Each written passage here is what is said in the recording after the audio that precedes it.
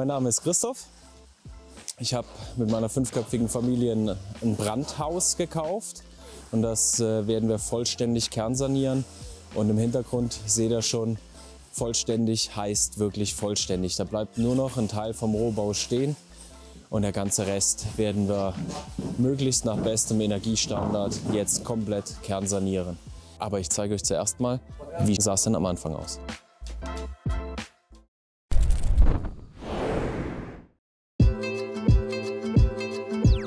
Christoph ist aktives Mitglied der Freiwilligen Feuerwehr Markstadt.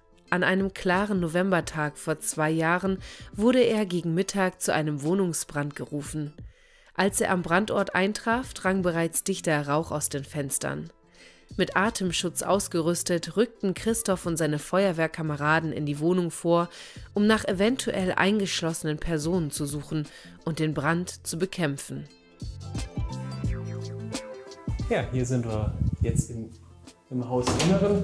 Wir sind mittags hier mit der Feuerwehr reingekommen. Der Rauch stand wirklich bis hier, wo man es so richtig schön sieht. Und mit einem Druck ins Erdgeschoss, da hat es also richtig gebrannt. Und der andere Trupp ist dann weiter nach oben und dann haben wir das Haus soweit durchsucht. Im Erdgeschoss blieb kein Raum vom Brand verschont. Badezimmer, Küche, Flur.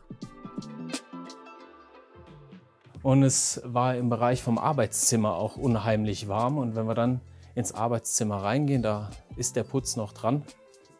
Da sieht man dann auch, wie es da gebrannt hat. Die Tapete von hier oben runter verschmort, der ganze Raum stand voll Möbel, voll kruscht, will man mal sagen. Alles hat so ein bisschen geschwelt und war kurz vorm richtigen Durchzünden gewesen.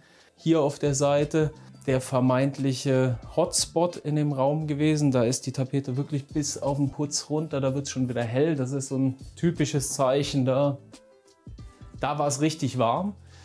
Und ja, der Raum hier ist tatsächlich rechts und links mit den Wänden die Geruchsquelle Nummer 1 hier. Die Decke war eine typische abgehangene Holzdecke, die mit der ganzen Hitze auch runtergefallen ist auf den Boden. Dementsprechend die Trägerdecke freigelegt und auch extrem mit Rauch beaufschlagt. Und das, wenn man es mal riecht, wenn man es fühlt, man sieht es teilweise auch, dass es noch glänzig ist, noch ölig ist. Da hängt halt genau der Ruß, der Schmutz, der Geruch drin. Und das wird jetzt noch eins der größeren Aktionen werden, da das Ganze zu reinigen und pragmatisch auch zu reinigen, weil wir wissen, die Decke, die werden wir im Anschluss wieder abhängen, aber der Geruch muss vorher raus.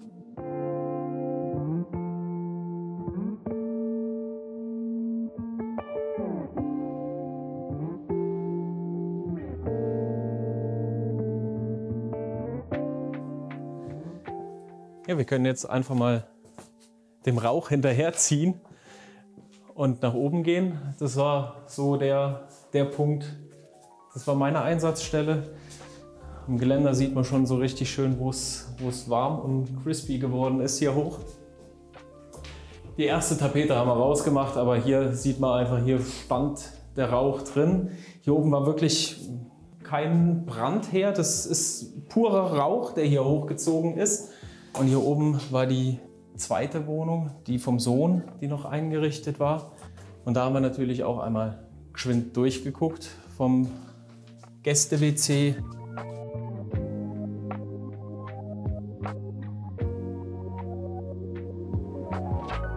Als dann Wochen nach dem Brand das Haus zum Verkauf stand, entschieden sich Christoph und seine Frau Sophie spontan, den Verkäufer zu kontaktieren, denn ihnen war klar: Das ist eigentlich genau das, was wir haben wollten. Genau das, was wir jetzt für die 5-köpfige Familie brauchen, auch an Platz, mit der Nähe zur Schwiegermutter, zur Schule. Und genau das, was man normalerweise hier im Stuttgarter Raum am Markt nicht findet. Freistehendes Einfamilienhaus mit Garten hinten dran, in einer schönen Lage und dann noch familiennah. Träumchen. Auch wenn eine Tragik dahinter ist, aber es waren wirklich nur Sachschäden und keine Personenschäden. Und ja, letztendlich ist es so im Leben dann manchmal.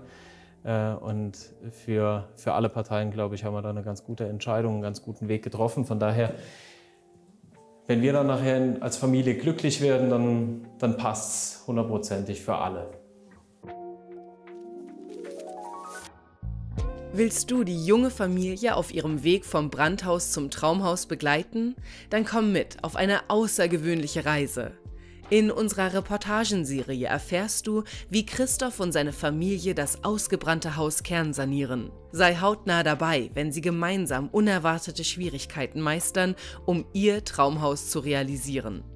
Unsere Serie führt dich mitten ins Geschehen und zeigt dir, was es bedeutet, ein Haus von Grund auf zu sanieren.